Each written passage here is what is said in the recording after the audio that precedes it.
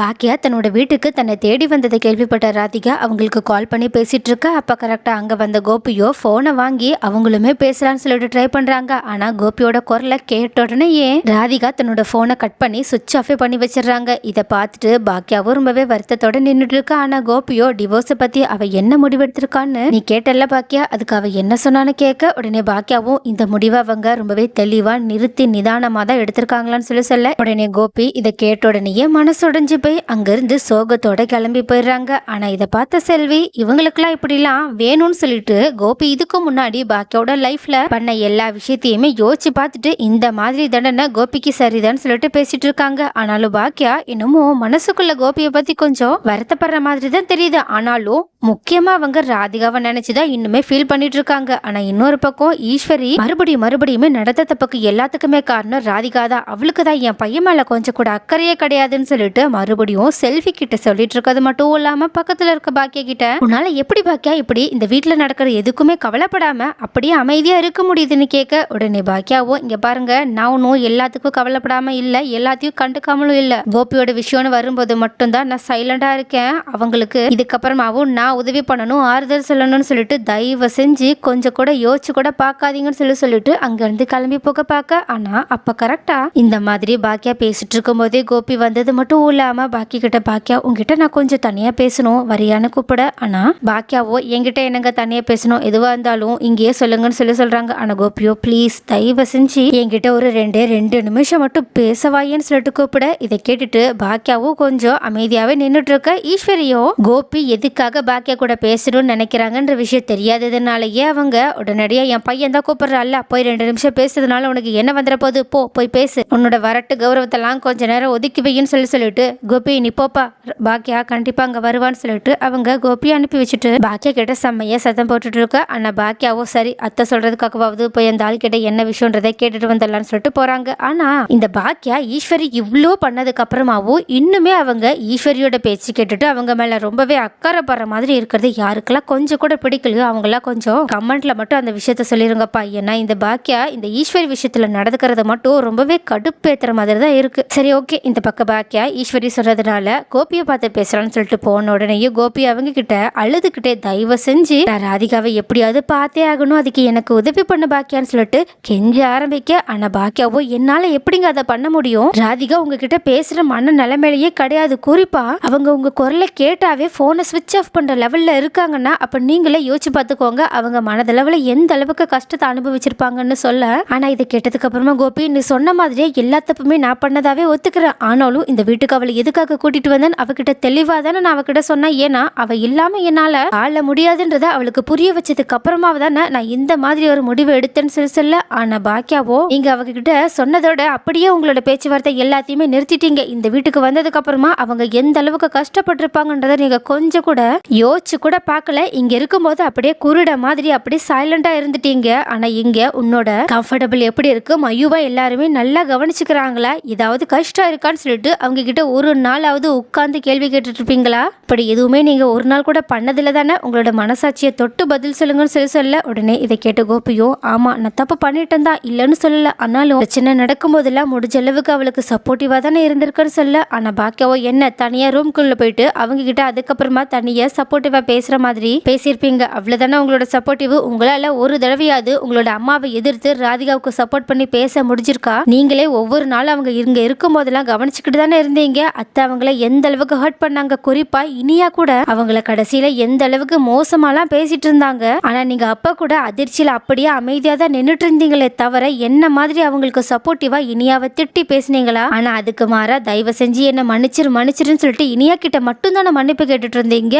ராதிகா கிட்ட உங்களால எல்லாரும் முன்னாடியுமே வச்சு என்னதான் பேச முடிஞ்சிச்சு. குறிப்பா சொல்லணும்னா ராதிகா அவங்க கஷ்டப்படுறோன்ற ஒரு காரணத்துக்காக மட்டும் இந்த வீட்டை விட்டு உங்களை விட்ட போகல, அவங்களால மயுவுமே கஷ்டப்படுறான்ற முக்கியமான காரணத்துக்காக தான் அவங்க இந்த மாதிரி ஒரு விபரீத முடிவையே எடுத்திருக்காங்க. சொல்ல போனா இந்த முடிவால நான் அவங்கள நினைச்சு என்னதான் வருத்தப்பட்டாலும் இதுக்கப்புறமா மயுவோட வாழ்க்கையை பத்தி நான் யோசிச்சு பார்க்கும்போது ஒரு அம்மாவா இது சரியான முடிவுன்னு தான் எனக்கு தோணுதுன்னு சொல்ல. ஆனா கோபியும் ஏன் பாக்கியா நீயும் ராதிகாவும் மாதிரியே என்ன புரிஞ்சுக்காம பேசிட்டு இருக்க, மயு இந்த வீட்டுல இருந்த வரைக்கும் நான் அவளை எவ்வளவு நல்லபடியா பாத்துக்கிட்டேன்னு உனக்கு கொஞ்சம் கூடவா தெரியலன்னு சொல்ல. ஆனா பாக்கியாவோ நீங்க இருக்கும்போது நீங்க நல்லபடியா தான் பாத்துக்கிட்டீங்க, ஆனா இல்லாதப்போ அவ எந்த அளவுக்கு கஷ்டப்பட்டு வந்தா அப்படின்னு சொல்ல உடனே கோபியும் நீ எதை பத்தி சொல்ல வர எனக்கு ஒண்ணுமே புரியலையேன்னு சொல்ல ஆனா பாக்கியாவோ இதுக்கு முன்னாடி மயுவால வீட்டுல நடந்த பிரச்சனையும் ஈஸ்வரி மயுவை கஷ்டப்படுத்தினதும் இனியா மூலயமா ஈஸ்வரி மயுவை ஒவ்வொரு தடவையுமே மோசமா நடத்தின விஷயங்களும் சொல்லிட்டு எல்லாத்தையுமே அவங்க சொல்ல ஆரம்பிக்க இது எல்லாத்தையுமே கேட்ட கோபியோ ரொம்பவே அதிர்ச்சி அடைஞ்சது மட்டும் இல்லாம அம்மா மயு கிட்ட அப்படியெல்லாம் பேசினாங்களா இது எல்லாத்தையுமே என்னால நம்ப கூட முடியலையேன்னு சொல்லிட்டு சொல்ல ஆனா பாக்கியாவோ உங்களால நம்ப முடியலன்னா உங்க அம்மா கிட்டே போய் இது எல்லாத்தையுமே டீட்டெயில்டா விசாரிச்சு பாருங்க அப்பயாவது நீங்க நம்புவீங்களா பார்க்கலாம் அப்படின்னு சொல்ல உடனே கோபியோ உடனடியா ஈஸ்வரி கிட்ட அம்மா உங்ககிட்ட ஒரு முக்கியமான விஷயத்த பேசணும் என் கூட வாங்கன்னு சொல்லிட்டு அவங்க பாக்கியா இருக்கிற இடத்துக்கே கூட்டிட்டு போயிட்டு அம்மா இப்ப சொல்லுங்க பாக்கியா சொல்ற மாதிரியே நீங்க மயு கிட்ட நடந்துக்கிட்டீங்களா இதுக்கு முன்னாடி மயு கிட்ட நான் இல்லாதப்ப ரொம்பவே மோசமா ஏதாவது பேசுனீங்களான்னு கேட்க ஆனா பாக்கியாவோ ஈஸ்வரிய முறைச்சு பார்த்துக்கிட்டே சொல்லுங்க நீங்க என்ன பண்ணீங்களோ அதை உங்களோட பையன்கிட்ட கிளியரா தெளிவா சொல்லிருங்க ஏன்னா அதுக்கப்புறமா நீங்க நினைச்ச மாதிரியான ஒரு நல்ல முடிவை உங்களோட பையன் ரொம்பவே தெளிவா ஈஸியா எடுக்க முடியும்னு சொல்ல ஆனா பாக்கியா இந்த மாதிரி தன்னை கோபி கிட்ட போட்டு கொடுத்துட்டாங்களேன்னு சொல்லிட்டு செம்மையா கடுப்பான ஈஸ்வரியும் இங்க பாரு கோபி இந்த பாக்கியா சொல்றதுனால நான் அதை பண்ண இது பண்ணேன்னு சொல்லிட்டு நம்பிக்கிட்டு என்கிட்ட எல்லாம் வந்து இப்படி எல்லாம் கேட்டுட்டு இருக்காத நான் இதுக்காக அந்த பொண்ணு கிட்ட அப்படி எல்லாம் பேச போறேன் நான் எதுவுமே பேசலப்பா அந்த பொண்ணு ஒரு நாள் இனியாவோட மேக்கப் செட்டை அவளுக்கே தெரியாம திருட்டுத்தனமா யூஸ் பண்ண அதனாலதான் ஒரு பாட்டின்ற முறையில அவளை கண்டிச்சனே தவிர மத்தபடி நான் அவகிட்ட வேற எதுவுமே பேசல நீ தேவையில்லாம இந்த பாக்கியா சொல்றதெல்லாம் கேட்டுட்டு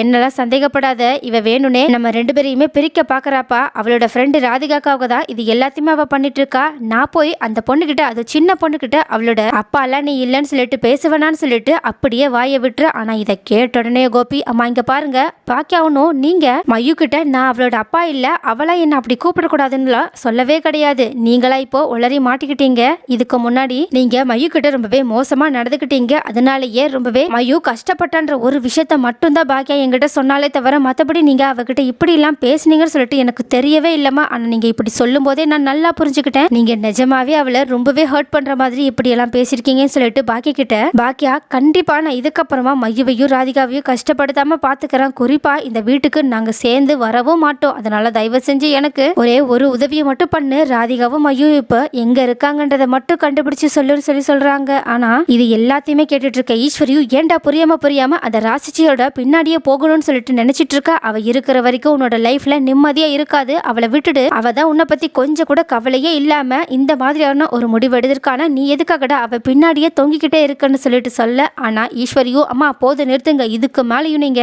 என் ராதிகாவை பத்தி தப்பா பேசுனீங்க அப்புறம் நான் மனுஷனாவே இருக்க மாட்டேன் அவ இந்த மாதிரி நடந்துக்கிறதுக்கான முக்கியமான காரணமே நீங்க தான் அவ மட்டும் இங்க இருக்கும்போது நீங்க கொஞ்சமாவது அவளை மரியாதையா நடத்திருந்தீங்கன்னா கண்டிப்பா அவ இந்த மாதிரியான ஒரு முடிவை எடுத்திருக்கவும் மாட்டா என்னை இந்த மாதிரி கஷ்டமா படுத்திருக்க மாட்டா ஏன் நீங்க அவளை கஷ்டப்படுத்துறீங்கன்னு சொல்லிட்டு கூட இந்த வீட்டை விட்டோ என்ன விட்டோ போகல அவ என்னோட பொண்ணு மயுவை கஷ்டப்படுத்துனீங்கன்ற ஒரே காரணத்துக்காக தான் இந்த மாதிரியான ஒரு முடிவு எடுத்திருக்கா உங்களுக்குலாம் கொஞ்சம் கூட மனசாட்சியே இல்லையாமா ஒரு சின்ன பொண்ணு கிட்ட எப்படி எல்லாம் பேசணும்னு கூடவா உங்களுக்கு தெரியலச்சா உங்களுக்கு என்னென்னமோ நினைச்ச ஆனா நீங்க ஒரு சுயநலத்துக்காக இந்த மாதிரி ஒரு கேவலமான வேலையை பார்த்திருக்கீங்களேன்னு சொல்லிட்டு அவங்களோட முகத்தை சுளிக்க அப்போ இந்த மாதிரி கோபி பண்ணதை பார்த்துட்டு ஈஸ்வரியும் கொஞ்சம் அதிர்ச்சியில நின்றுட்டு இருக்கா ஆனா இதை பார்த்த பாக்கியாவும் பரவாயில்ல நான் நினைச்ச மாதிரி கோபி ஒரேடியா அம்மா அம்மான்னு சொல்லிட்டு அவங்களோட பின்னாடியே போயிட்டு அவங்க பண்ற தப்பு எல்லாத்தையுமே அப்படியே மறந்துட்டும் மன்னிச்சிட்டும் இருக்காம இப்போ ஒரு உறுதியா மயுவுக்காக நின்று இருக்காங்களே சோ இதுக்கப்புறமாவது நம்ம கொஞ்சமாவது இவங்களுக்கு உதவி பண்றோமோ இல்லையோ நம்மளோட ஃப்ரெண்டுக்காவது ஒரு நல்ல வாழ்க்கைக்காக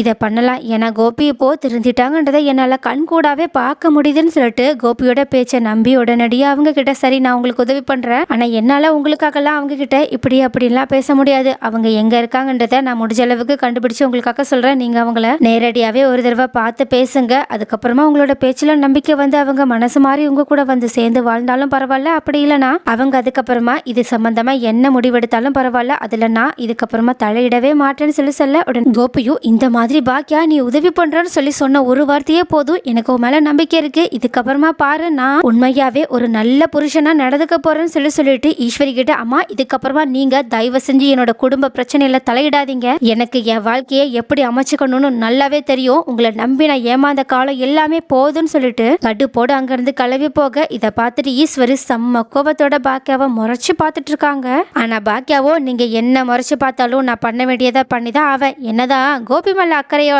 நான் இதை பண்ணலனாலும் என் ஃப்ரெண்டு மேல எனக்கு அக்கறையும் அன்பு அதிகமாவே இருக்கு அவங்களுக்காக தான் நான் இதை பண்ண போறேன்னு சொல்லிட்டு கெத்தா அங்கிருந்து கிளம்பி போறாங்க.